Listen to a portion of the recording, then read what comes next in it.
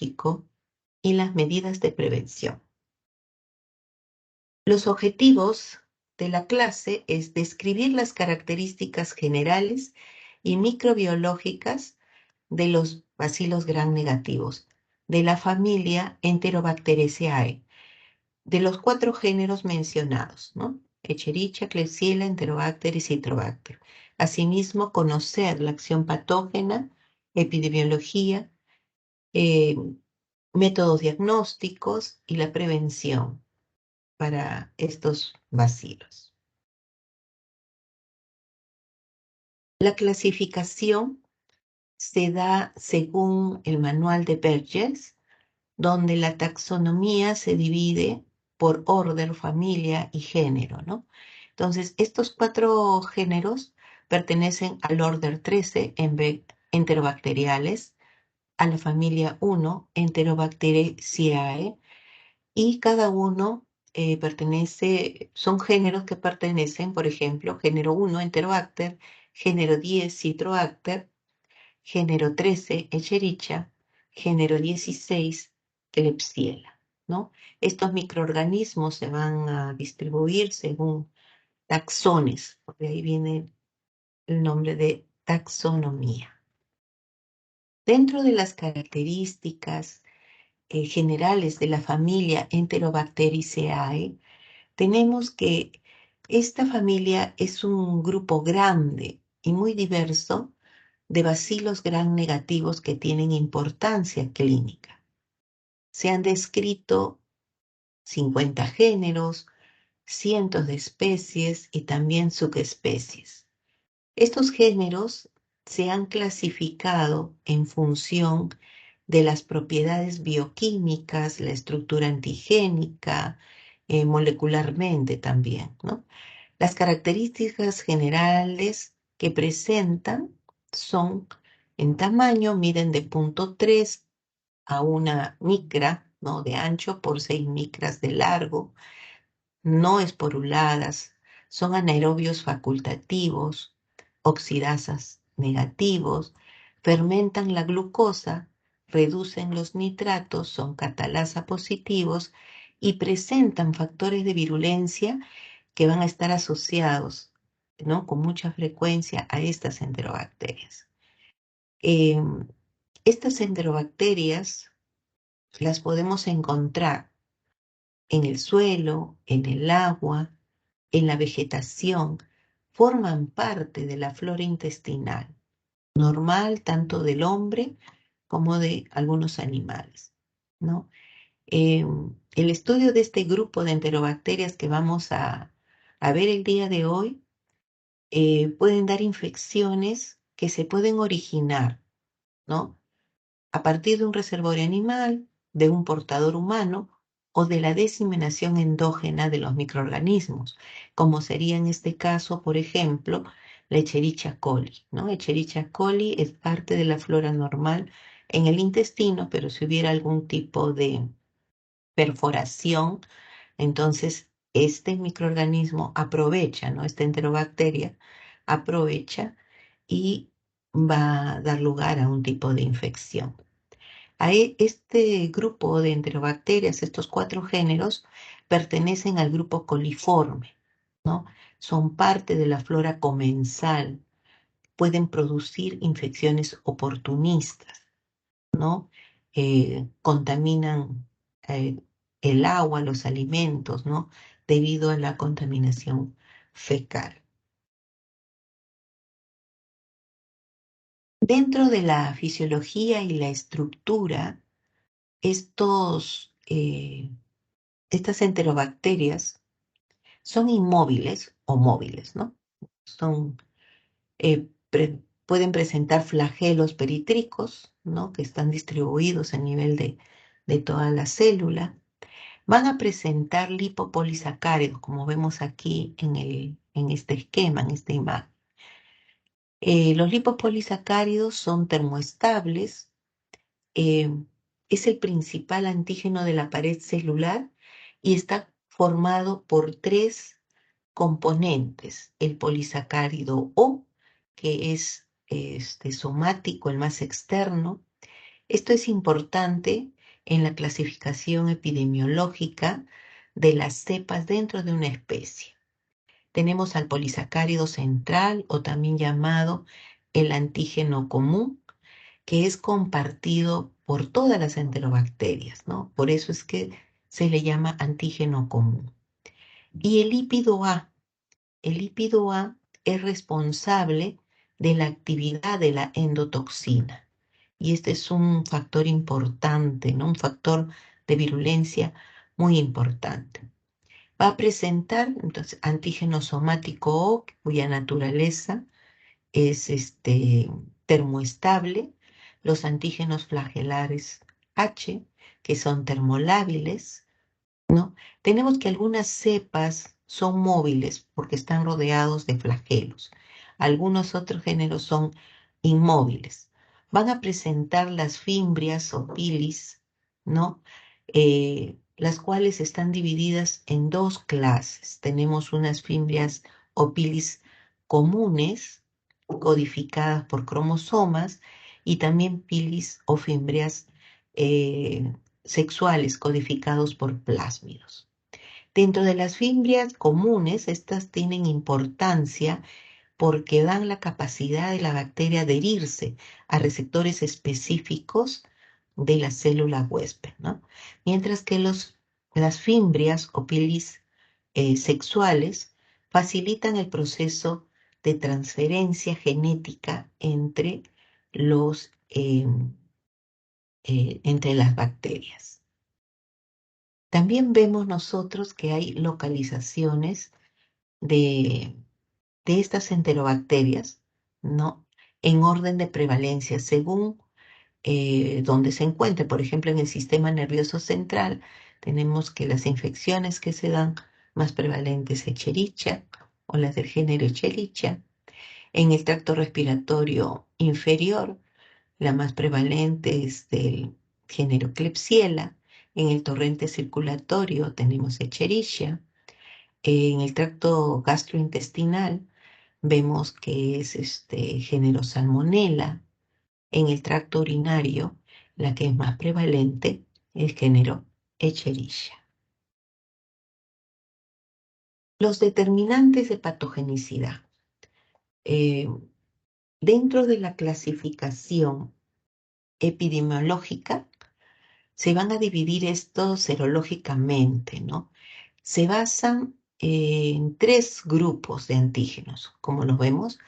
El antígeno K, que es de la cápsula, son polisacáridos específicos de cada tipo. Tenemos al antígeno H, que son las proteínas H de los flagelos de las bacterias. Y el antígeno O, que son polisacáridos somáticos. Aquí en el esquema vemos aproximadamente la ubicación en las cuales estos antígenos se van a encontrar, ¿no? Y también cómo las fibras actúan, ¿no? Facilitando la adhesión. Aquí están los antígenos flagelares, los antígenos de cápsula y dónde se localizan eh, los antígenos somáticos. Dentro de los factores de virulencia que son comunes, digamos, a, a la familia Enterobacteriaceae, ¿no? Tenemos, por ejemplo, que se han identificado, pues, numerosos factores de virulencia. Algunos son comunes a todos los géneros, otros solamente corresponden a algunos géneros. Aquí vamos a mencionarlos a todos para que cuando se entre a cada uno de los géneros, no solamente se mencione aquel más importante. Por ejemplo, las endotoxinas, ¿no? Las endotoxinas son factores de virulencia que comparten las bacterias gram negativas aerobias y algunas anaerobias. La actividad que va a presentar la endotoxina depende del componente del lípido A del lipopolisacárido, ¿no? Que se va a liberar durante la lisis. Estas van a dar como consecuencia manifestaciones sistémicas que se inician por la acción de la endotoxina. Mencionaremos algunas de ellas, como es la activación del complemento, la liberación de citocinas, la fiebre, ¿no? Entre otras. La cápsula. El factor de virulencia que se refiere a la cápsula es aquellas enterobacterias que poseen cápsula, estas protegen, ¿no?, de la fagocitosis a las bacterias por medio de los antígenos capsulares hidrofílicos. Estos van a repeler la superficie hidrofóbica de las células fagocíticas, ¿no?, evitando la fagocitosis. También estos antígenos van a interferir en la unión que hay entre los anticuerpos a las bacterias, ¿no? Entonces, de alguna manera van a impedir la activación de complemento. Hay algunos pacientes que pueden desarrollar anticuerpos anticapsulares específicos y esta característica hace que disminuya, pues, el papel protector de la bacteria, ¿no? Y por lo tanto, se va a poder actuar contra la bacteria. Otro de los factores de virulencia es la variación de la fase antigénica. En esto se refiere a la expresión de los antígenos o somáticos, ¿no?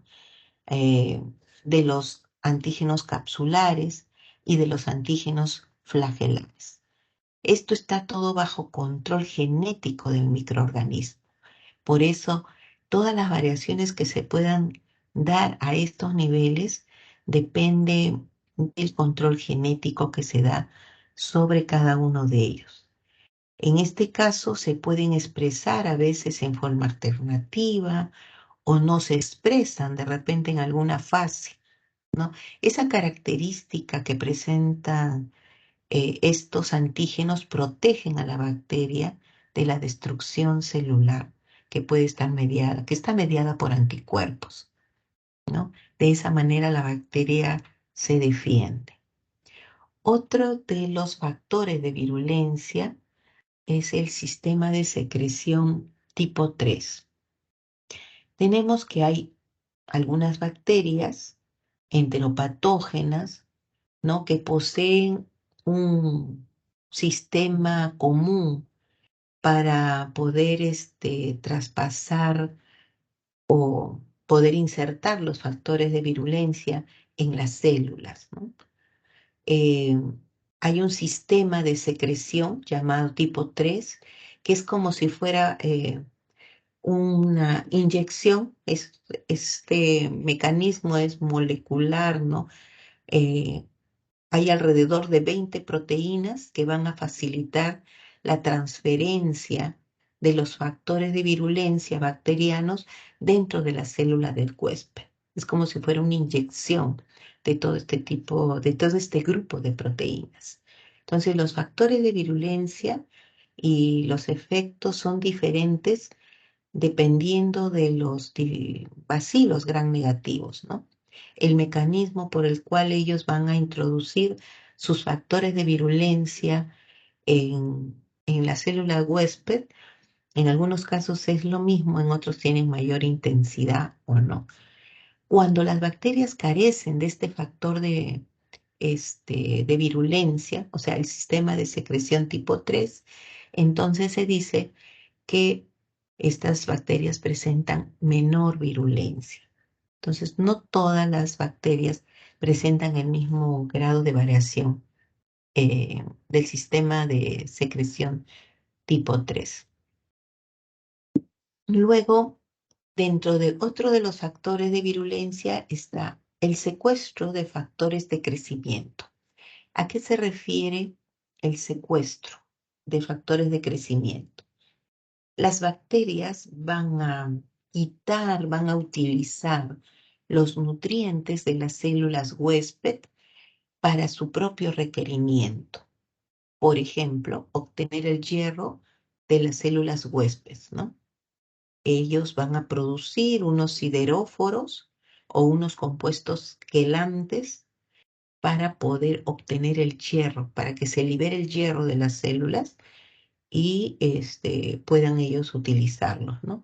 También pueden utilizar otras sustancias como las hemolicinas que van a ser sintetizadas por las bacterias y les sirve, ¿no?, como herramienta para poder obtener los factores de crecimiento del huésped. Otro factor de virulencia es la resistencia al efecto bactericida del suero. Esto se refiere que hay algunas bacterias que son capaces de producir infecciones sistémicas con frecuencia, son resistentes a la acción bactericida del suero, ¿no? Debido a la cápsula bacteriana, debido a los factores que evitan la activación de complemento sobre ellas, hacen que estas bacterias sean tan resistentes que de por sí una de las propiedades por las proteínas que presenta el suero tendría acción sobre ellas. Pero aquí se produce un fenómeno de resistencia. El otro factor de virulencia que se observa es la resistencia antimicrobiana. Esta resistencia antimicrobiana puede estar codificada en los plásmidos, ¿no?, que se transfieren o se intercambian entre las diferentes especies de bacterias, entre los géneros e inclusive familias, ¿no?, de las bacterias. Entonces vemos nosotros que estos factores de virulencia que se pueden encontrar en, en todas las enterobacterias o en algunas de ellas, ¿no? Escherichia coli pertenece al grupo coliforme. Su localización es ubicua porque está en todas partes.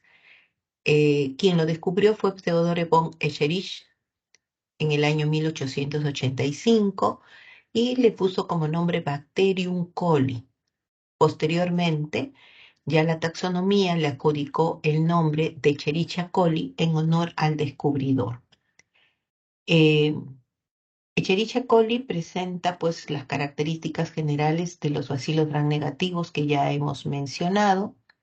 Habita el intestino grueso, tanto del hombre como animales de sangre caliente, forma parte de la microbiota que mantiene la fisiología de un hospedador sano.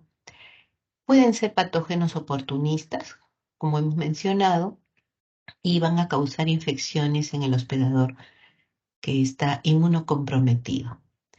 Fisiológicamente, Escherichia coli es muy versátil, puede crecer en presencia o ausencia de oxígeno. Tiene la habilidad de adaptarse al hábitat intestinal, que es anaeróbico, y extraintestinal, que es aeróbico o anaeróbico. La clasificación de Escherichia coli es serológica, ¿no? Se da por los antígenos somáticos, flagelares, capsulares. Se han identificado 174 antígenos O, 56 antígenos H y 80 antígenos K, con más de 700 serotipos en todo esto. Hay la descripción de 8 categorías distintas que están clasificadas o definidas como patotipos o patobares, los cuales se clasifican dentro de Escherichia coli diarreigénico, ¿no?, con las siglas DECA. En este caso son 6. Y E. coli extraintestinal con las siglas de EXPEC, que son 2. En este caso ahí tendríamos los 8 patotipos o patobares. De estos 2 patotipos que son extraintestinales, tenemos al E. coli uropatogénico y al E. coli meningitis neonatal. E. coli diargénico tenemos que se van a clasificar en 6, ¿no?, patotipos. Escherichia coli enteropatógeno, EPEC, Escherichia coli enterotoxigénico, ETEC, Escherichia coli enteroinvasivo, EIEC, Escherichia coli enteroagregativo, EAEC, Escherichia coli enterohemorrágica, productor de toxina chiga, STEC. Y hay una que no está muy bien estudiada, que es Escherichia coli de adherencia difusa, ¿no? Actualmente. Dentro de eh, las cepas de Escherichia coli que hemos visto, sus diferentes patotipos, estas poseen factores de virulencia también que están especializados y que se clasifican en dos categorías generales, las adhesinas y las exotoxinas, ¿no? En este caso, por ejemplo, tenemos a la Escherichia coli enterotoxigénica, cuyas adhesinas, ¿no?, que son factores de virulencia que que son producidos por ellas, tenemos a los factores de colonización 1, 2 y 3. Y como exotoxinas, a la toxina termolábil LT1 y termoestable STA. En las cepas de Escherichia coli enteropatógena, como adhesinas tenemos formadores de ACEs, que son, y también la intimina, exotoxinas no figura, ¿no? En este caso, en la otra cepa, que es Escherichia coli enteroagregativa, tenemos como adhesinas a las fibras adherentes agregantes 1, 2 y 3, y como exotoxinas a las toxinas termoestables, enteroagregante, toxina codificada por plásmidos. En la otra cepa, que son las Escherichia coli enterohemorrágica, tenemos como adhesinas, ¿no?, aquí a los piliformadores de ACEs y a la intimina también, como exotoxinas a la exotoxina chiga, STX1 y STX2. La Escherichia coli, en la cepa de Escherichia coli enteroinvasiva, tenemos como adhesina al antígeno del plásmido invasivo, a las exotoxinas, a las hemolicinas, ¿no? Eh, ali- ah, eh, como patógenos urológicos, también se han considerado que presenta factores de virulencia de PILP o fimbrias, ¿no?, como es en este caso.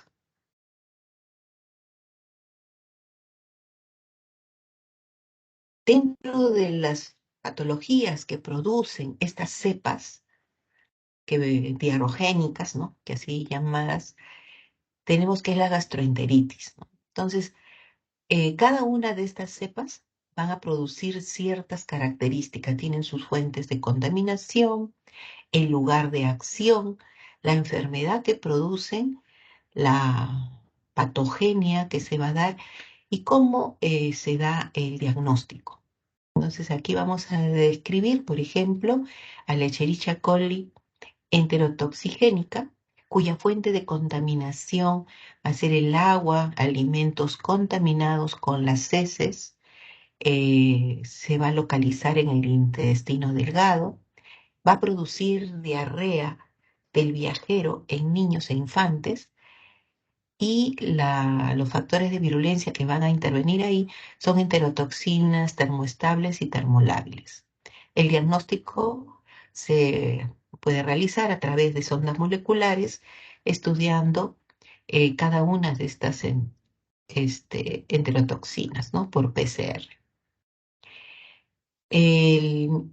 La cepa de Escherichia coli enteropatógena se transmite de persona a persona o a través del agua contaminada, se va a localizar en el intestino delgado, va a producir en el afectado diarrea infantil muy acuosa en niños menores de 2 años, ¿no?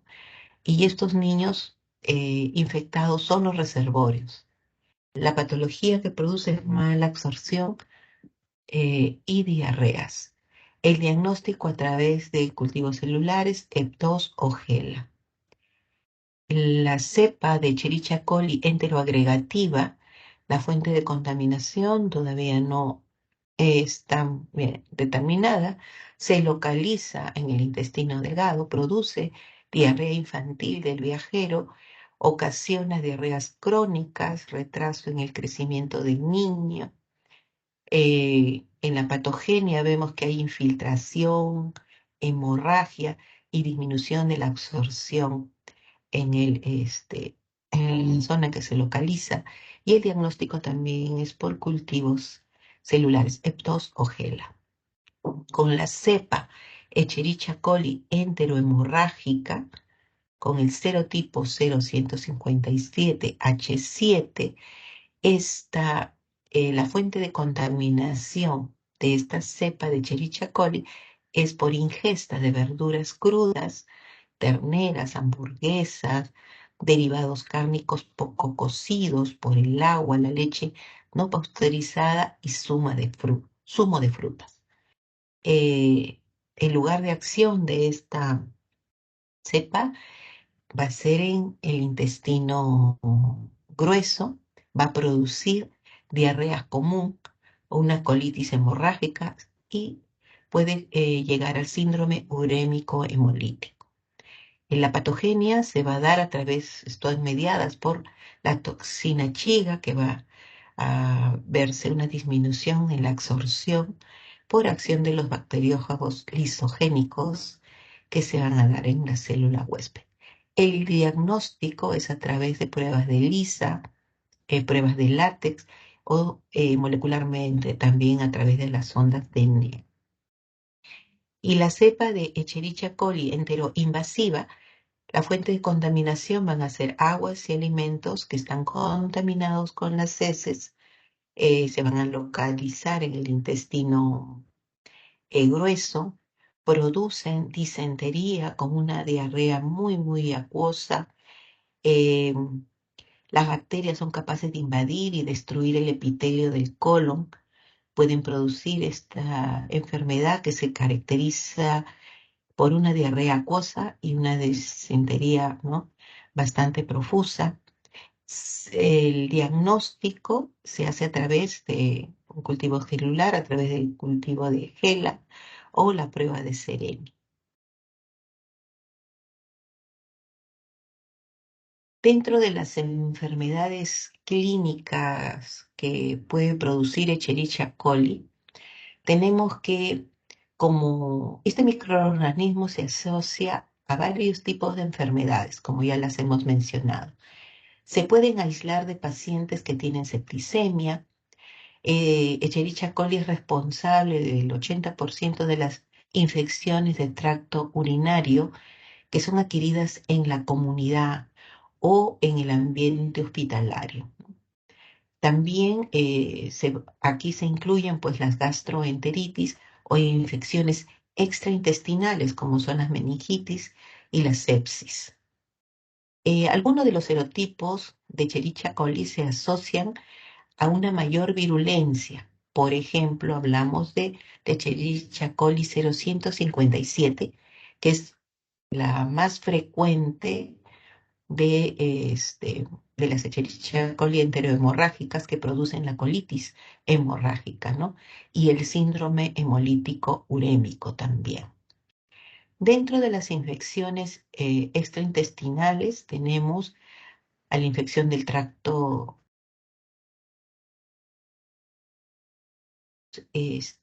bacilos gram negativos producen infecciones de tracto urinario. Se van a originar hasta la vejiga y pueden migrar hasta el riñón o la próstata en el caso del varón, ¿no? Aunque la mayoría de las urinarias, la enfermedad se relaciona con mayor frecuencia a ciertos serogrupos específicos, ¿no? de estas cepas. Se puede producir también una meningitis neonatal.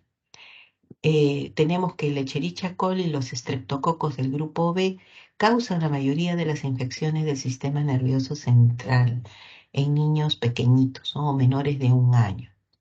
Tenemos que el 75% de las cepas de Escherichia coli poseen el antígeno capsular K1 y este serogrupo está presente en el aparato digestivo de mujeres embarazadas, en los recién nacidos. No se conoce todavía cuál es el mecanismo que este serogrupo, ¿no? eh, aplica para que dé pues, la enfermedad en los neonatos. En el caso de las septicemias, igual es producida por estos bacilos gram negativos, como es en el caso de las diferentes cepas de E. coli, provienen de infecciones de tracto urinario o digestivo, ¿no? En este caso.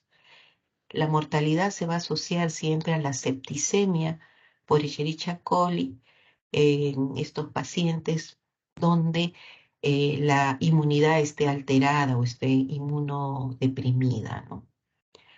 En esta imagen vemos cómo se podría evitar los efectos de la Escherichia coli enterohemorrágica.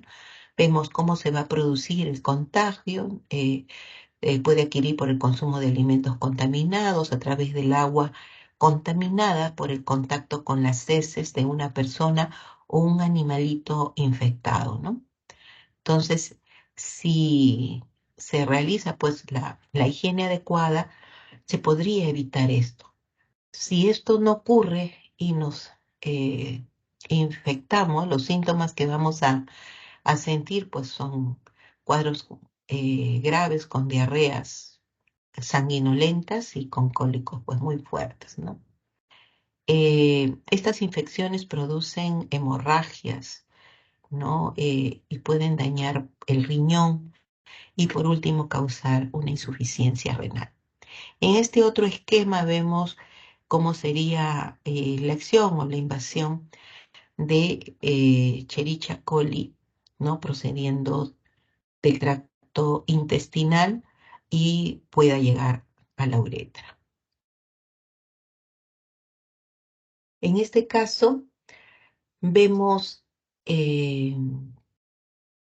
cómo sería la vía de contaminación del Escherichia coli 0257H7 a través de la interacción entre los animales, el medio ambiente, los cultivos, ¿no? La transmisión es fecal oral, o sea, acá el hombre está cultivando, está cosechando. Ahí tenemos que al cultivar a través del agua, van a, eh, tenemos que en el campo, a los animales van a defecar en el campo, de alguna manera se va a contaminar las frutas de tallo corto, las hortalizas, eh, pueden llegar a los productos alimenticios, se puede tener un contacto directo con estos de persona a persona o estas aguas que están contaminadas pueden pues contaminar a las personas a través de actividades de recreación como es el nadar o de repente utilizar el agua como bebida, ¿no? En todas estas interacciones va a haber un contacto directo o una transmisión fecal oral que va a dar como resultado la transmisión a través de los alimentos, ¿no? De la Escherichia coli 0157H7, ¿no? En este esquema también vemos al ganado, los animales silvestres que están en el campo, aguas superficiales como en las personas están pues cultivando o después cosechando y esto es alimentos ya están contaminados o el agua está contaminada. Dentro de las características, ¿cómo vamos a realizar nosotros nuestros diagnósticos? ¿Cuáles serían las características microbiológicas en el laboratorio de la familia Enterobacteriaceae, ¿no? En general. Al gram van a ser bacilos gram negativos, nosotros lo vamos a ver de color rojo, rosado. Algunos van a tener, pues, o tienen sus flagelos perítlicos, porque son móviles. Algunos géneros van a presentar cápsula, como vemos acá, como un halo alrededor de la bacteria. Se van a utilizar medios selectivos, como en este caso el McConke, ¿no? El medio McConke nos va a permitir seleccionar a las bacterias lactosa positivas de las lactosa negativas. Y aquí observamos el color rosado, ¿no? Corresponden pues a las bacterias lactosas positivas y acá las incoloras a las bacterias lactosas negativas. También tenemos otro medio que es selectivo, que es el medio de MB, que es caso exclusivo para Escherichia coli o coliformes. En este caso lo utilizamos para Escherichia coli, ¿no? Donde da un color, un brillo metálico bastante característico. Si utilizamos un medio selectivo y diferencial, se podría utilizar el medio de SS, que es para Salmonella shigella.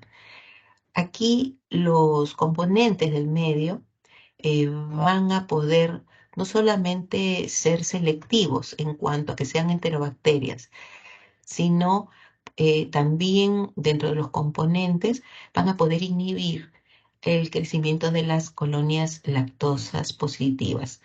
Solamente vamos a poder, como es un medio selectivo y diferencial, vamos a poder obtener aquellas bacterias que son lactosas negativas y que también pueden ser hidrógeno sulfurado positivos, ¿no? Como sería en el caso de Salmonella shigella. De ahí es donde viene su nombre. Después otros medios que se van a utilizar para poder diferenciar primeramente si las bacterias que estamos estudiando pertenecen al grupo de las enterobacterias o a otro grupo de bacterias. Tenemos la oxidasa, ¿no? Las enterobacterias son oxidasa negativo, ¿no? Tenemos que van a utilizar la glucosa, algunas pueden producir acidez, gas, algunas no. Beta-galoxidasa positivas, ¿no? En algunos casos. Tenemos que después las pruebas del TCI van a tener diferentes interpretaciones, pero es muy importante este medio de diferenciación bioquímica para poder identificar a las enterobacterias. Posteriormente, el indol, rojo de metilo, el Bove-Porcauer y el citrato, ¿no? Que podemos tener diversos resultados. Este es un esquema de cómo nosotros podemos dividir el estudio de las enterobacterias. Empezamos que las enterobacterias son bacilos gram negativos.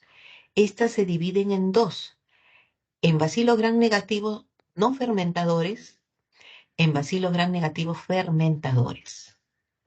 En el grupo de los bacilos gram negativos que no fermentan ningún carbohidrato, tenemos aquellos que son pues glucosa negativo, se le va a realizar la prueba de la oxidasa y vamos a tener a un grupo que son oxidasa positivos en las cuales está la pseudomona. Y recordemos que la pseudomona pues produce un pigmento, ¿no? Si la prueba de oxidasa nos sale negativo, estaríamos con la enterobacteria Cinetobacter, que esta es inmóvil. Y que este grupo no es nuestro caso, ¿no? No es lo que nosotros estamos estudiando ahora. Sin embargo, si los bacilos gram negativos son fermentadores, que es nuestro caso, van a fermentar a la glucosa. Se hace la prueba de la oxidasa y vamos a tener que si la prueba de oxidasa es negativa, aquí estamos dentro del grupo de las enterobacterias. Las enterobacterias son oxidasas negativas. Si fueran oxidasas positivas, irían al otro grupo de bacterias, vibrios, aromonas, de características, ¿no? Eh, Características propias. Siendo bacilos gram negativos, tienen unas características particulares. En el caso de las enterobacterias, entonces, vemos que son bacilos gram negativos, fermentadores de glucosa, oxidasa positivo, lactosa. Si son lactosas positivas, estamos en el grupo de los coliformes, Escherichia coli, Klebsiella, Citrobacter, Enterobacter. Si son lactosas negativas, están dentro del grupo de las patógenas, ¿no? Propiamente dichas. Estamos hablando de Salmonella, Shigella, ¿no? Yersinia. Entonces, este cuadrito es muy, muy interesante. Nosotros estamos en el estudio de este grupo coliforme o también de enterobacterias, pues, oportunistas, ¿no? Ahora, en el diagnóstico, ya en el diagnóstico en sí de Escherichia coli, una vez que hemos identificado al microorganismo, lo que vamos a realizar es la muestra, ¿no? Se toma la muestra, se llama urocultivo porque es la muestra en la cual vamos a estudiar la presencia de, en este caso vamos a buscar Escherichia coli. Se lleva el procedimiento y lo sembramos en un medio selectivo, ¿no? En este caso uno de ellos es el maconque. Aquí vemos que otro paso es que se haga el recuento, se hace el aislamiento para obtener esta colonia sospechosa y para poder identificar a Escherichia coli le hacemos las pruebas de reacciones bioquímicas.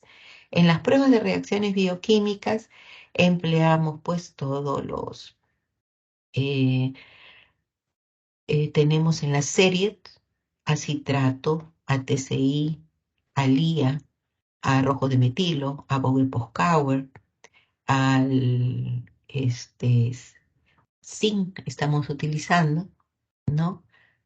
Eh, Acitrato, ¿no? Creo que he mencionado también. Y mediante estas pruebas bioquímicas podremos identificar si la bacteria que está pues en cuestión es Escherichia coli, ¿no? O de repente otra enterobacteria. También en paralelo, una vez que se ha identificado una colonia sospechosa, se procede a realizar el antibiograma con la finalidad de poder determinar a qué antimicrobiano es sensible esta bacteria que ha sido identificada, ¿no? Y posteriormente darle el tratamiento adecuado. Otra prueba que se puede realizar para poder identificar es el coprocultivo, donde la muestra ahí va a ser heces. En urocultivo la muestra es la orina. En el coprocultivo las muestras son las heces, ¿no? En algunos casos se habla pues que el Escherichia coli crece rápidamente en los medios de cultivo, ¿no? Salvo en el Escherichia coli enterhemorrágica, que ahí no se va a poder realizar la identificación, ya que se detectan en laboratorios de referencia, ¿no? En este caso. En la batería, ¿cuáles serían los resultados de la identificación de Escherichia coli? Citrato negativo. Tenemos el TCI, que es acidez con producción de gas, ¿no? No hay hidrógeno sulfurado. En el IA vemos que está positivo. La urea está negativo. Rojo de metilo es positivo. Vogel-Poscauer negativo. el malonato es negativo, indol positivo, en forma sub, anillo, la movilidad positiva. Esto significa producción de gas o hidrógeno sulfurado negativo, que lo veríamos en el TCI. Este esquema es un algoritmo para el diagnóstico y caracterización de Escherichia coli, pero diarrogénico, aquellas que presentan las cepas que son para determinar, ¿no? Las cepas de Escherichia coli. Entonces, es solamente para que tengan acá conocimiento a través de cómo se efectúa este algoritmo, ¿no? Tenemos al material fecal, se va a sembrar en los agares de Maconque, tenemos otro agar que es Maconque más sorbitol, CTS, ¿no? Y posteriormente las incubaciones que se dan y se siguen a los tamizajes para poder realizar la identificación a través de PCRs. Entonces se sigue este algoritmo y ustedes observan cada una de estas, eh, dentro de las cepas, cada uno de sus elementos es a través del PCR, ¿no? Tenemos que, según la interpretación de los resultados, podemos obtener cuatro tipos, ¿no? El PCR que confirma la colonia positiva de aquella que hemos podido identificar, otra que va a dar una identificación bioquímica de Escherichia coli, otra que va a llevar a que se dé la serotipificación y por último el antibiograma. Ahora sí, con respecto a Escherichia coli y enterobacterias, ¿no? ¿Cuáles son las medidas de prevención que vamos a realizar? Primero, poder asegurar que el agua y alimentos que estamos consumiendo pues sean inocuos. El lavado de manos, el cocimiento de los alimentos, el lavado correcto de las verduras y frutas, el control de los manipuladores de alimentos, el, la limpieza y desinfección de los elementos que se utilizan en la cocina, la limpieza, desinfección de todos los materiales donde se realiza la cocina o de repente de los ambientes hospitalarios.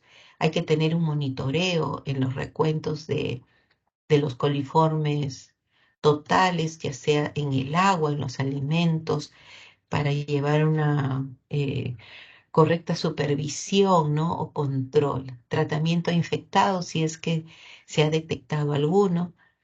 eh, y evitar el uso indiscriminado de los antimicrobianos. Klebsiella. Dentro de las características generales tenemos que son bacilos gram negativos, inmóviles. Está ampliamente distribuido en la naturaleza, es habitual, saprófito del hombre y de los animales.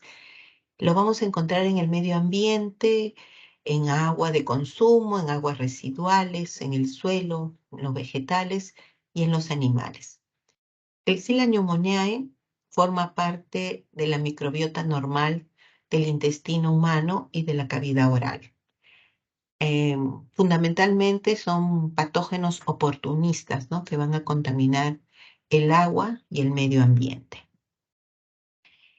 Las principales especies de Klebsiella tenemos a la especie Pneumoniae, Ocytoca, Granulomatis, Osaenae y Klebsiella rhinoscleromatis, siendo Klebsiella pneumoniae y Klebsiella ocytoca las que pueden ocasionar la neumonía lobular primaria que se adquiere en el ambiente hospitalario o en la comunidad, ¿no? Y bueno, aquí se presenta una imagen de microscopía óptica. Es un frotis de un tejido procedente de una lesión genital de un paciente que ha sido diagnosticado con Klebsiella granulomatis, ¿no? Aquí debemos observar abundantes bacterias, ¿no? Que están contenidas en toda la célula, ¿no? En el citoplasma de este monocito. Es característico de Klebsiella en este caso. Dentro de los mecanismos de patogenicidad, debemos remarcar que los factores de virulencia de Klebsiella pneumoniae son el lipopolisacárido eh, de la superficie, que contiene el antígeno O, el polisacárido capsular con antígeno K, las adhesinas fimbriales y no fimbriales, tenemos la producción de aerobactina, también participa el fenotipo mucoide, después la resistencia a la actividad bactericida del suero y principalmente la cápsula polisacárida, que es el factor de virulencia más importante que protege a la bacteria de la fagocitosis, ¿no? En caso de Klebsiella. Tenemos que aquellas cepas que carecen de la cápsula, pues son menos patógenas de aquellas que sí poseen la cápsula. Presentan serotipos capsulares que va K1, K2, 4 y 5, que son los más virulentos. Presentan serotipos como K2, 4 y 5 que están asociados a las neumonías adquiridas en la comunidad. Tenemos que dentro de los factores de adherencia de Klebsiella a las células del huésped van a intervenir los pili o fimbrias, ¿no? Que presentan varios tipos. Tenemos al tipo 1 que está relacionado a infecciones con tracto urinario y a los pilis o fimbrias de tipo 3 que están relacionados con infecciones de tracto respiratorio y tracto urinario. Dentro de la patogenia, Klebsiella puede producir neumonía, pielonefritis, eh, van a estar involucrados pacientes con cistitis, pacientes que han sido cateterizados, infecciones de tracto urinario. Esta bacteria causa o es una causa principal de infecciones nosocomiales. Es responsable de brotes por cepas que son resistentes, ¿no? Sobre todo en salas de neonatos. Van a producir infecciones también en heridas, en tejidos blandos. Eh, Van a haber otras especies, como es el caso de la Klebsiella rinoescleromatis, que ocasiona la enfermedad granulomatosa de la nariz, que le denomina rinoescleroma.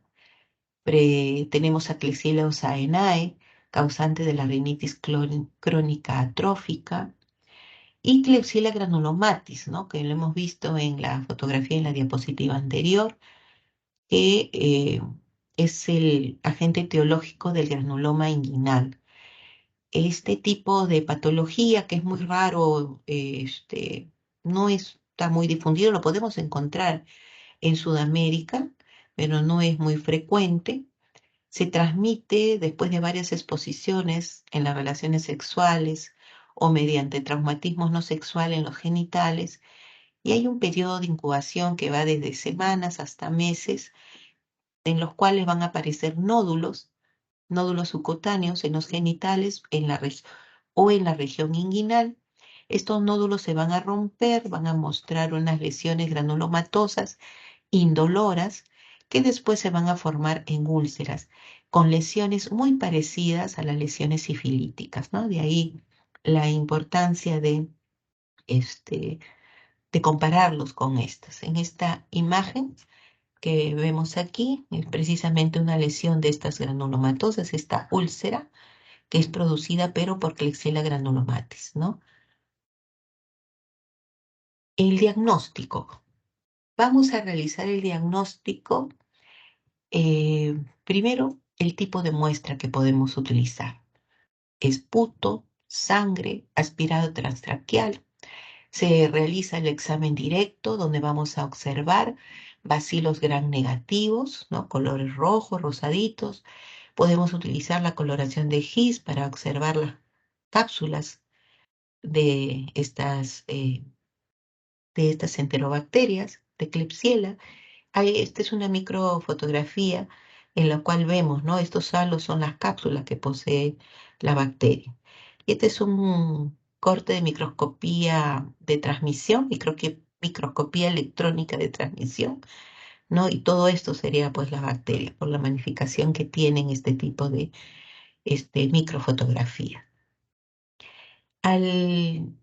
Se van a sembrar en medios selectivos, como son el agar maconque, ¿no? El agar XLD, si se requiere, donde vamos a observar, ¿no? En el agar maconque vamos a observar a colonias. Las colonias son relativamente grandes, de aspecto húmedo, con bordes bien definidos, bastante mucosos, ¿no? Tanto así que si yo tocara acá con el asa de siembra y levantara a esta colonia, sería pues muy filamentosa. Esta característica que presentan las colonias se debe a la presencia de la cápsula de Klebsiella pneumoniae, ¿no? Entonces, eh, otras características que son lactosas positivas, por los cuales vemos las colonias rosadas, ¿no? Este también es un medio de Maconque donde las vemos bien rosadas, ¿no? Si fuera un lagar de EMB, veríamos unas colonias de color grisáceo con centro oscuro. En el caso de el lagar XLD, las colonias son amarillas. Klebsiella es un fermentador que crece, ¿no? rápidamente. Para poder identificar el género y especie, realizamos pues la identificación, eh,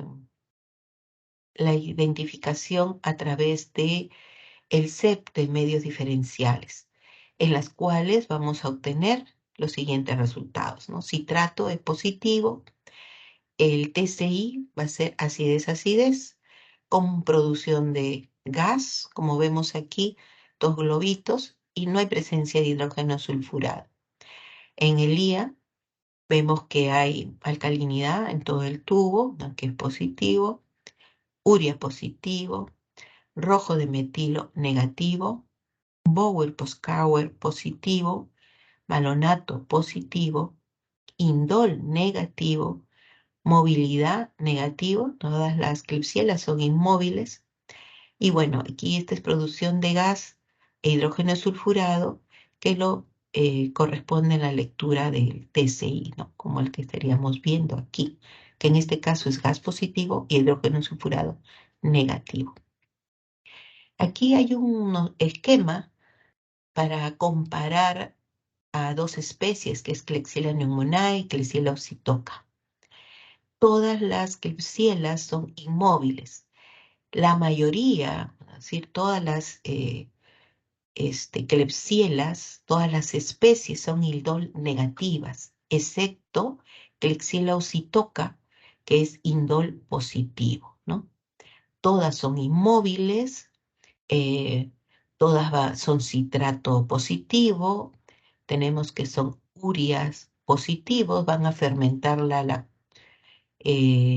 lactosa, la sacarosa, la glucosa en este caso, van a producir gas, no producen hidrógeno sulfurado.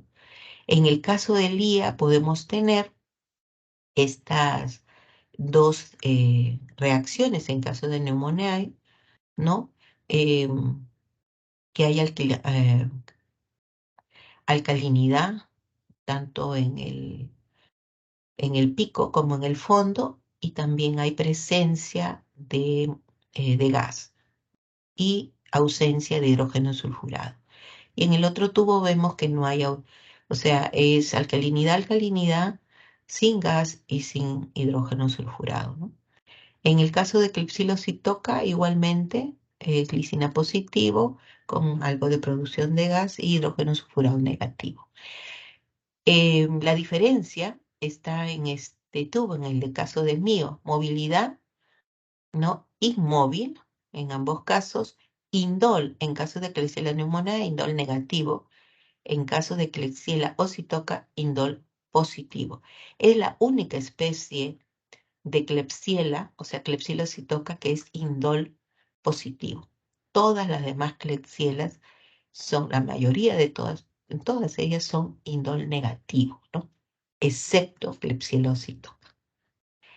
También como otra característica tenemos que son sensibles a los antibióticos, ¿no? ¿Cómo va la sensibilidad a los antibióticos? Son multiresistentes, es decir, multiresistencia a las carbapenasas, a las quinolonas, a las presentan multiresistencia a las beta-lactamasas de espectro extendido.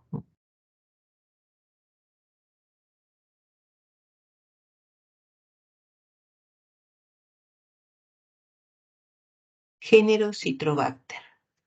Dentro de la clasificación taxonómica, en base a estudios por hibridación del ADN, se han designado 11 especies de Citrobacter, donde Citrobacter frendui es uno de los más frecuentes, ¿no? Y los que se van a estudiar. Dentro de las características morfológicas de Citrobacter, son bacilos gram negativos de 0,3 a 1 micra de ancho por 0,6 a 6 micras de largo y son móviles. Dentro de las características metabólicas, estas son aerobias, pertenecen al grupo de los coliformes, de las bacterias entéricas, poseen capacidad variable para fermentar a la lactosa y algunas especies pueden utilizar también el citrato, ¿no? Vemos en esta imagen los aislamientos de Citrobacter en el agar de McConkie, ¿no? Donde muestra diferentes tipos de fermentación a la lactosa, ¿no? Vemos que Citrobacter frendui, ¿no? Presenta un 78%, ¿no? de fermentación a la lactosa, mientras que Citrobacter spp, ¿no? está aproximadamente con el 50%. Nada. El hábitat del Citrobacter lo vamos a encontrar, que es parte del tracto intestinal del hombre, lo vamos a encontrar en el tracto intestinal de los animales, en el agua, en el suelo, en los alimentos. Son patógenos oportunistas, ¿no? Las especies más frecuentes son Citrobacter frendui, Citrobacter cosseri, Citrobacter amalonatricus. Dentro de los aspectos clínicos relevantes, tenemos que el género Citrobacter causa del 1 al 2% de las infecciones en los hospitales, en el cual los pacientes que están predispuestos son aquellos pacientes inmunodeprimidos o pacientes que están con enfermedades asociadas o también los hospitalizados. Citrobacter es el agente etiológico de varias infecciones extraintestinales. Tenemos como infecciones de las vías urinarias, del tracto respiratorio, eh, infecciones intraabdominales, óseas, infecciones de la vía biliar, ¿no? Se han aislado de heridas quirúrgicas y, bueno, también ocasionan infecciones en el sistema nervioso central. Son causa de bacteremia y de septicemia. Tenemos que Citrobacter frendui se aísla frecuentemente de la orina y de heridas quirúrgicas. Citrobacter amalonatricus causa infecciones urinarias y meningitis neonatales. Citrobacter cosseri es responsable de brotes de meningitis neonatales, ¿no? que van acompañados por desarrollo de accesos cerebrales. Dentro de la patogenia Los factores de virulencia que están involucrados son el antígeno somático O, el antígeno flagelar H, el antígeno de superficie K, ¿no? Que esto hace que den reacciones cruzadas a veces con otros géneros de la familia Enterobacteriaceae. En el diagnóstico, las muestras que nos van a permitir el aislamiento, la orina, sangre, bilis, material de los abscesos, de las heridas, el líquido cefalorraquídeo. Al examen directo, al hacer la coloración de Gram, vamos a ver bacilos Gram negativos de 0,3 a 1 micra de ancho por 0,6 a 6 micras de largo. Son móviles porque presentan flagelos peritricos. Para cultivar utilizamos el agar Maconque, en las cuales vamos a observar colonias rojas, ¿no? Si tuviéramos el agar EMB, observaríamos colonias oscuras. Las colonias son convexas, tienen una capacidad variable de poder fermentar la lactosa. En algunos casos pueden utilizar el citrato, también es variable. En el caso de Citrobacter, estas pueden ser lactosas positivas, como en el caso de coli, ¿no? O también negativas. Hay el 78% que pertenecen a Citrobacter frendui, ¿no? Y el 50% de Citrobacter cocceri son lactosas positivas. O sea, no todas las especies, ¿no? 100% pueden dar lactosas positivas. Por eso es que las denominamos lactosas variables.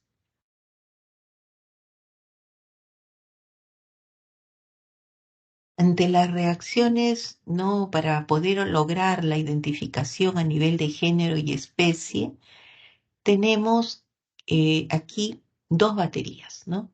La de Citrobacter frendii y la de Citrobacter diversus. ¿Cómo se va a realizar la lectura de estos, no? Tenemos que en el caso de Citrobacter frendii, comparándolos, ambos son citratos positivos, ambas especies van a presentar alcalinidad en el pico y acidez en el fondo, ¿no? Eh, son lías negativos. La urea, en el caso de Citrobacter frendii, es variable. En el caso de Citrobacter diversus es positivo. Ambos especies son rojo de metilo positivo. Ambas especies son Bovie Poscauer negativo. En el caso del malonato, Citrobacter frendii es malonato variable. En el caso de Citrobacter diversus, es malonato positivo. Aquí hay una diferencia con respecto al indol. Citrobacter diversus es indol positivo, Citrobacter frendii es indol negativo. En ambos casos son móviles, van a presentar gas, ¿no? Citrobacter frendii es hidrógeno sulfurado positivo, mientras que Citrobacter diversus es hidrógeno sulfurado negativo. Ante este esquema de los posibles diagnósticos, aquí tenemos Citrobacter frendui, Citrobacter diversus y Citrobacter amalonaticus, ¿no? En las cuales podemos observar las características que van a presentar cada una de ellas. En el caso de Citrobacter frendui, lactosas positivas, ¿no? Miren, tenemos dos tipos de reacciones en el TCI. Lactosas positivas, ¿no? Con presencia de gas, con presencia de hidrógeno sulfurado. También podemos tener esta característica, ¿no? Lactosa negativa, hidrógeno sulfurado y presencia de gas. El Citrobacter frendui en Lía tenemos que es negativo con hidrógeno sulfurado y presencia de gas. En Mio vamos a obtener que también dos tipos de reacciones, ¿no? Por lo tanto, vamos a tener dos Por eso se dicen que son variables. En citrato positivo, aunque también puede ser variable en algunos casos, y en el urea también variable. En citrobactos diversos y citrobactus amalonaticus ya no presentan hidrógeno sulfurado. En el caso de Citrobacter diversus, tenemos que pueden ser lactosas positivas o lactosas negativas, ¿no? La principal característica que los va a diferenciar en estas dos especies, Citrobacter diversus y Citrobactus amalonaticus, es la presencia, en este caso, de urea positiva para Citrobacter diversus, ¿no? Y en este caso, bueno, difiere porque en el TCI, en el caso de Citrobacter diversus, puede tener dos tipos de reacciones. ¿Cómo sería la sensibilidad a los antibióticos, ¿no? Respecto a Citrobacter?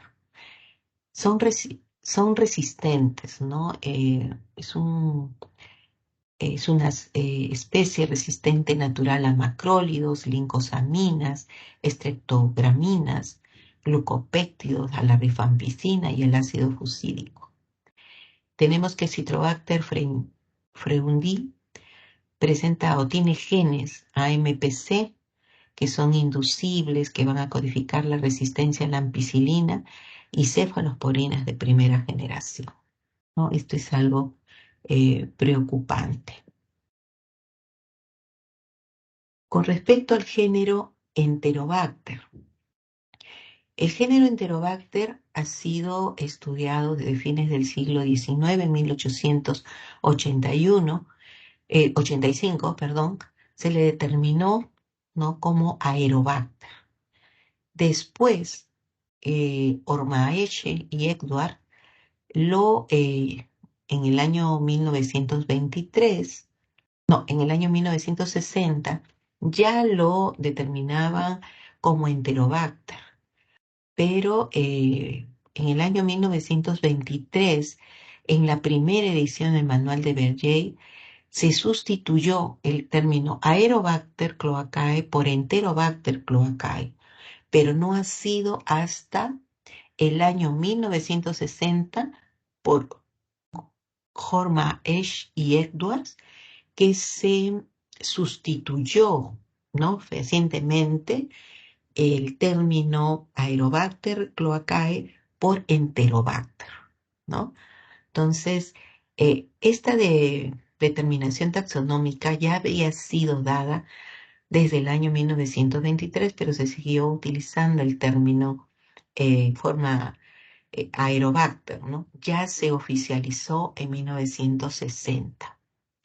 Dentro de la clasificación taxonómica, debido a que hay diversidad de heterogenicidad genética en las especies, todavía sigue en revisión. En el año 2012, el género Enterobacter ha sido pues clasificado en diversas especies, como las observamos, siendo la más de mayor importancia Enterobacter aerogenes y Enterobacter cloacae. Mientras que Enterobacter aglomerans actualmente, ahora el género ya no es Enterobacter, sino Pantoea aglomerans. En el año 2013, Brady y colaboradores hicieron análisis fenotípicos, moleculares y químicos y lograron clasificar algunas especies de los géneros Enterobacter y Cronobacter. De ahí surgieron 3 nuevos géneros, ¿no? El género Legiotia, Pluralibacter y Cosaconia. En el año 2014, Roger Stephan reubicó a Enterobacter turicensis, Enterobacter helveticus, Enterobacter pulveris, en 2 nuevos géneros, Succibacter y Franconibacter, dando lugar a las nuevas especies, ¿no? Reemplazando Enterobacter turicensis por Succibacter turicensis, Franconibacter helvíticos y Franconibacter pulveris. Entonces, por esta razón que hay toda esta diversidad, todavía como que la taxonomía está cambiando, ¿no? Y es muy susceptible a seguir cambiando las especies y el género. Dentro de las características morfológicas, Enterobacter es un bacilo gram negativo que mide de 1 a 3 micras, es móvil y presenta flagelos períthricos. También presenta una cápsula que es pequeña, pero presenta cápsula, que es un factor de virulencia. Dentro de las características metabólicas, es un anaerobio facultativo, habita en la flora normal y en el medio ambiente, van a fermentar a la lactosa y posee también la enzima ureasa. Dentro de la epidemiología, tenemos que Enterobacter se encuentra como un comensal en el medio ambiente, ¿no? Podemos encontrar también en las fórmulas alimentarias, en la piel, en el tracto intestinal de humanos, de animales, eh, también ante el uso indiscriminado de los antibióticos, ¿no? Antes, pues, no se encontraban estos como patógenos. Ahora, actualmente, debido al uso de no controlado de los antibióticos, encontramos esto, eh, esta bacteria como patógena. ¿Cómo se va a realizar la transmisión? La fuente de infección puede ser endógena, puede ser exógena, ¿no? En algunos estudios vemos que la forma de transmisión es a través de las manos del personal que trabaja en los hospitales, a través de dispositivos médicos que están contaminados, también debido a la contaminación que presentan los instrumentos, ¿no? Y estos eh, hacen de fuentes de diseminación de esta bacteria. Se presenta en brotes nosocomiales en los cuales al hacer el análisis en estos hospitales se han podido aislar de las soluciones de la nutrición parenteral en los pacientes, en las soluciones salinas, en los equipos de diálisis y también en el agua de la hidroterapia, ¿no? Con la que tratan a los pacientes. Es responsable de infecciones nosocomiales. Los principales, Enterobacter cloacae y Enterobacter aerógenes, que son más frecuentes y causantes de toda esta lista de infecciones nosocomiales, bacteremia, infecciones del tracto respiratorio inferior, infecciones de piel, de tejidos, infecciones del tracto urinario, infecciones intraabdominales, endocarditis, ¿no? Infecciones postquirúrgicas, ¿no? Y etcétera. Tenemos que se ha podido aislar Enterobacter lumigui y Enterobacter ornaeaceae de la sangre, ¿no? Tenemos que también hay informes acerca del aislamiento de Enterobacter sakazaki como causante de meningitis neonatal y septicemia. Como factores de riesgo, tenemos que el uso indiscriminado de antimicrobianos es uno de los factores de riesgo. El uso de catéteres intravenosos, de las sondas, las quemaduras, ventilación mecánica que se utiliza en los hospitales y pacientes con inmunosupresión, ¿no? Estos factores van a aumentar, estos son factores de riesgo que aumentan mucho más el que pacientes inmunosuprimidos adquieran este tipo de infecciones dentro del hospital o de una comunidad, ¿no? Eh, Dentro de los factores de virulencia, algunas especies de Enterobacter ¿no? Van a presentar estos factores de virulencia, el polisacárido capsular, la producción de maglutinidas manosas sensibles, asociadas a las fimbrias tipo 1 y tipo 3, que estos a su vez están asociadas a, a ciertos tipos de infecciones a un determinado órgano, ¿no? También tenemos como factores de virulencia los quelantes de hierro, la aerobactina, enterochelín. Ahora, el Enterobacter cloacae va a presentar una variabilidad genómica, una capacidad de poder genómicamente de penetrar a las células epiteliales e inducir apoptosis, ¿no? Este son eh, un factor de virulencia característico en esta especie. Si hablamos de la cepa de Enterobacter ormaechei, esta es portadora también de mecanismos de virulencia, pero que están codificados en genes, ¿no? Como elementos adquiridos. En el caso de Enterobacter SPP, tiene la capacidad de transportar plásmidos que van a codificar resistencia a numerosos antimicrobianos. Este es otro factor de virulencia de gran importancia que están relacionados a infecciones nosocomiales. De ahí radica la importancia de este estudio. En el diagnóstico, vamos a ver aquí qué tipo de muestra podemos utilizar para poder realizar el diagnóstico microbiológico, ¿no? Podemos utilizar el tipo de sangre, orina. Al realizarle la tinción de Gram, vamos a observar que son bacilos Gram negativos, móviles. Al cultivarlo en el agar maconque, vamos a observar que son lactosas positivas. Estas son características, o sea, Enterobacter presenta características muy similares con Klebsiella, ¿no?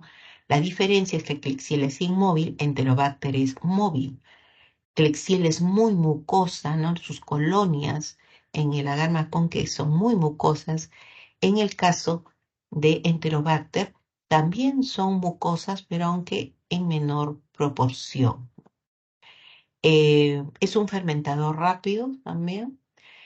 A la identificación de la diferenciación bioquímica para identificar género y especie, va a tener varios medios en los cuales se van a sembrar en el TCI, donde vemos, ¿no? La producción de acidez, gas.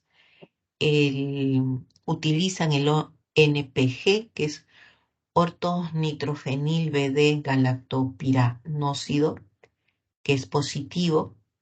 El zinc, que vamos a tener aquí, sulfuro negativo, indol negativo, movilidad positivo, citrato positivo, urea positivo, rojo de metilo negativo, Bauer-Proskauer positivo, LIA positivo, em, ornitina descarboxilasa positivo y la arginina variable. Dentro de las características generales, eh, digamos que todas las especies de Enterobacter son móviles, excepto Enterobacter asburyae. Todas las especies de Enterobacter son ornitina descarboxilasa positivos, excepto Enterobacter cowani, ¿no? En este caso, por ejemplo, Enterobacter asburyae es la única especie inmóvil, ¿no? Del género Enterobacter y también es Bauer-Proskauer negativo, ¿ya? Esto hay que tenerlo bastante en cuenta.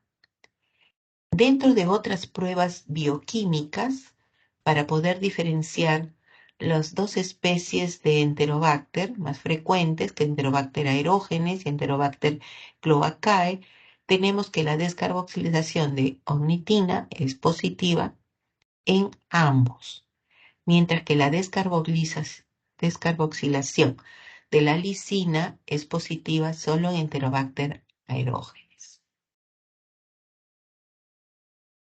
Aquí tenemos nosotros la batería, ¿no? Digamos, de Enterobacter cloacae para ver los resultados.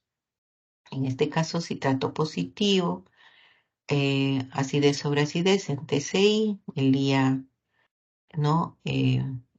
Positivo, que en este caso en algunos son, tenemos son variables porque hay un buen porcentaje que son positivos, hay un porcentaje que son negativos, ¿no? Entonces, digamos que LIA es variable, tenemos que la urea también, en este caso, nos da positivo, pero puede darnos también porcentaje variable. El rojo de metilo sí es negativo, el BP es positivo, ¿no? Aquí habla que se diferencia de Enterobacter aerógenes por la urea, ¿no? Tenemos que, en el caso de la Enterobacter aerógenes, la urea es negativa. Otra característica es este es un fermentador rápido, ¿no? De crecimiento rápido. ¿Cómo se da la sensibilidad a los antibióticos? Es un problema, ¿no? De importancia epidemiológica. Esto lo constituye porque las cepas productoras de AMPC, que es una enzima cromosómica que se va a activar en presencia de antibiótico y le va a conferir resistencia contra penicilinas y cefalosporinas de espectro corto. Este no se inhibe por el ácido clavulánico. Entonces, la presencia de esta cepa productora, ¿no? Sobre todo en el Enterobacter sp, junto a plásmidos codificadores de beta-lactamasa de espectro extendido, es, eh, es un gran problema, ¿no? Con respecto a la resistencia de los antibióticos y especialmente en Enterobacter cloacae, ¿no? Y esta especie ha sido aislada a partir de muestras clínicas. Entonces, hay que tener, ¿no? Bastante cuidado o podemos extender los estudios sobre este